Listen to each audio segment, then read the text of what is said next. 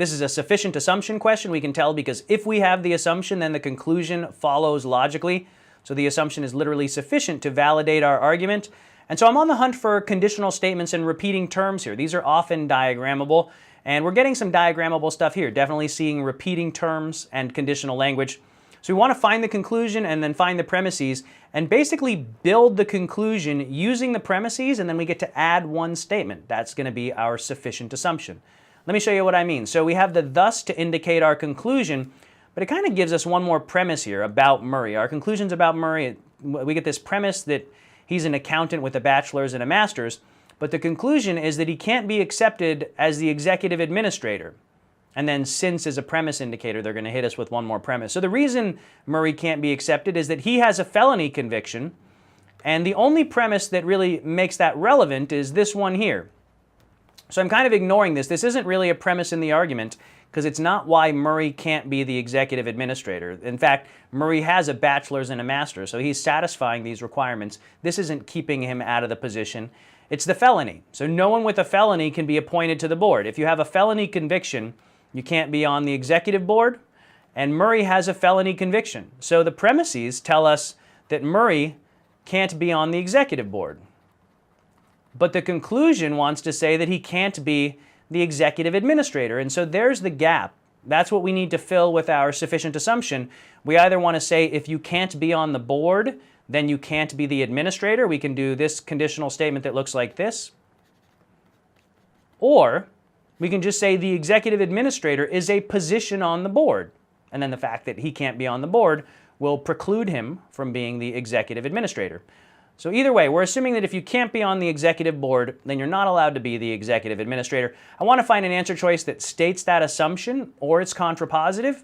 Let's go ahead and check them out. I want to make two important points before we hit the answer choices. The first is, anytime there's a new term in the conclusion that's not mentioned in any of the premises, if you're trying to guarantee a conclusion about executive administrators and your premises don't say anything about executive administrators, the thing that you add, the sufficient assumption that you add to the premises, must say something about executive administrators. This term needs to show up in the right answer. Otherwise, how are we going to guarantee a conclusion about it, right? So anytime there's a new term in the conclusion that's not in any of the premises, and you're doing a sufficient assumption question where your job is to guarantee the conclusion, you need to say that term in the right answer. And so the other thing is, don't lose sight of the goal here. The goal is to guarantee the conclusion. So after I read each answer choice, I'm going to ask myself, if I add that to our premises, does it guarantee the conclusion? And I'll diagram all of them in case you're curious about the diagrams. A says if you have a master's degree, I got to do this in red because it's not the right one. If you have a master's degree and you don't have a felony conviction, then you can be on the executive board. So there's two ways out of this. First, it just doesn't guarantee our conclusion. Beyond that, it doesn't actually mention the brand new term, right? It's got to say executive administrator somewhere in order to be the right answer. It's got to preclude somebody, ban somebody from being the executive administrator. And A doesn't mention that term, so it can't do that. So B says only candidates who are eligible for appointment to the executive board, in other words, you need to be this way, can be accepted for the position of executive administrator. So in other words, if you want to be the executive administrator, or in order to be accepted as executive administrator, you need to be eligible for the executive board. And what we're going to be using here, I'll scoot that up in case it's behind me. What we're going to be using here is the contrapositive of answer choice B. If you are not eligible for the executive board, which Murray is not, then you can't be the executive administrator. And so this guarantees that Murray can't be the executive administrator. It mentions the brand new term in the conclusion, and when I add this to my premises, it guarantees the truth of the conclusion that I'm trying to arrive at. And so B is the one you want to like. Let's talk ourselves out of C, D, and E though. So C says an undergrad degree is not necessary for being executive administrator, but does that guarantee that Murray can't be the executive administrator? After all, he has an undergrad degree and a graduate degree. So this answer choice C isn't going to guarantee that Murray can't hold this position.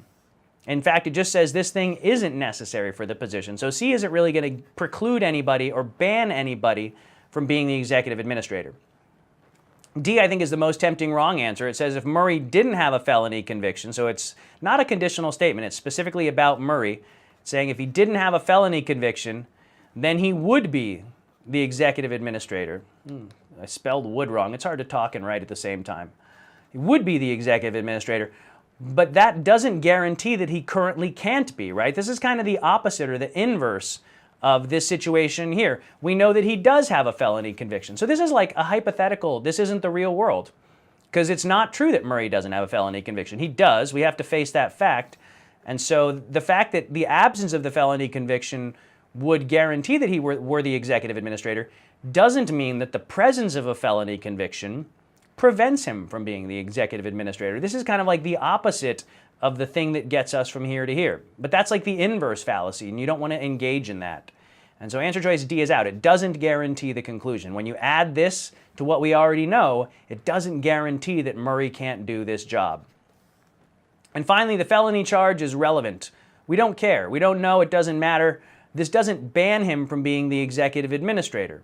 It tells us that this is kind of relevant to that. Like maybe the executive administrator has to be really trustworthy, and maybe felons are, as a group, generally less trustworthy. We don't know. I don't want to cast aspersions on people with felony convictions, but this doesn't guarantee the conclusion. That's just is not doing what it's supposed to do. So keep an eye on the question type.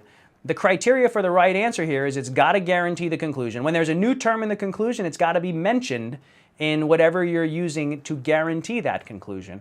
And only answer choice B guarantees the conclusion here.